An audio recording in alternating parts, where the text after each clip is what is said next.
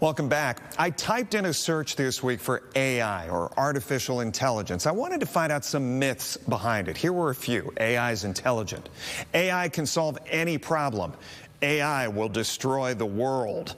What are we to believe? Is it a case of fear factor, or is it a change that we need to embrace? I want you to say hello to Jamie Ward, Dr. Jamie Ward from the Department of Communications, University of Toledo. Welcome to Leading Edge, first and foremost. Thank you. I'm happy to be here. Great to have you here. So, should we embrace it? Should we fear it? I think we absolutely should embrace it. I think that it's a tool. And when we start talking about AI, it's another tool in our toolkit. So we should embrace its uses, but also be cautious and be aware that there are ethical implications and things that we need to think about whenever we embrace kind of this new disruptive technology. All right, you said cautious, not fear. Not fear. Yeah, why the difference? I think it's a tool, and I don't think we need to fear tools. We need to learn how to use them. We need to think about how those tools can affect different industries, how they affect society as a whole. But I don't think we need to fear them. I think we need to learn to embrace them and utilize them appropriately. You've been looking at fear. Yeah, you've been looking into this for a long period of time. I felt like 2023 was the year where we started hearing about it more and more and more. Now, you've got to think in terms of technology. Cell phones were out way before we started buying them up every single month. But is 2024 where AI, we really start seeing the applications? I think so. I think we'll start to really see how AI is implemented across multiple different industries. We'll start to see AI really being utilized and implemented. So you'll start to see more policies being created for AI and AI use. You'll start to see different ways that AI is implemented, and you'll start to see really the When you say policies, let me go back. When you say policies, do you mean protections, laws? A little bit of both. Okay. So I think from a policy standpoint, I'm thinking more of a business standpoint. So businesses need policies for how they expect employees to utilize AI. Right now, it's somewhat Wild West. I gotcha. We don't know how to use it. We don't know what the expectations are for AI. I think policies are going to protect a lot of organizations and a lot of individuals. So policies in that respect. Let's talk about the pros and cons. We've got a list we wanted to show people at home, going down each specific one, the good and the bad, as far as those are concerned. And some of the ones that you pointed out to us, you said cost efficiency, right, as far as the pros are concerned. Saves time, writing assistance, personalization, and data analysis. Those are the pros. Dive into one of those. Take one of those and tell me why. Sure.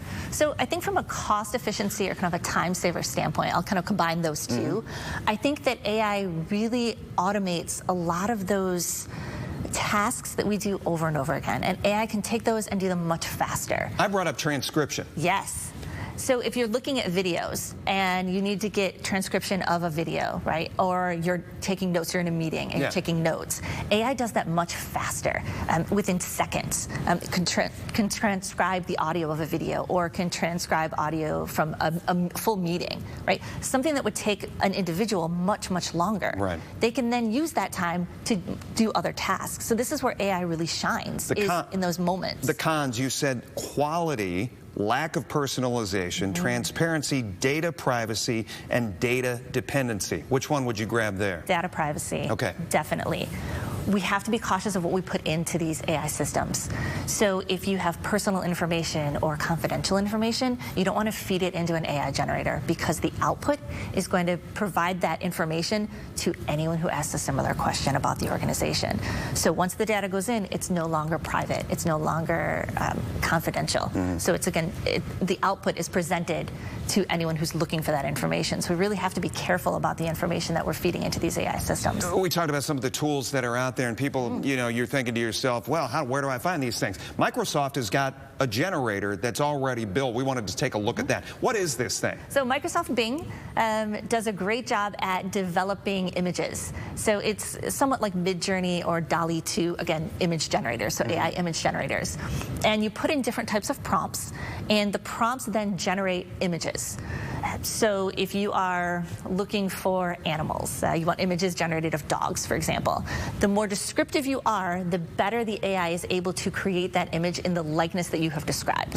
If it's a basic introduction, so I want a white dog with black spots, you're likely not to get the output that you're looking for. Whereas if you say, I want an Australian Shepherd with longer hair, dark spots, right, and a red collar, you're likely to get an image that is generated much more in that likeness. So the more descriptive your prompts can be, the better the output of the AI. We've got about 15 seconds. Far-fetched, AI can solve or cure cancer. AI can cure diseases.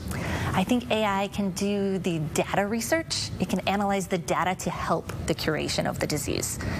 The cure itself is going to come from a human. Dr. Ward, great stuff. I hope to talk to you more about this in the future. Thank you. I hope so too. Absolutely. We'll be right back.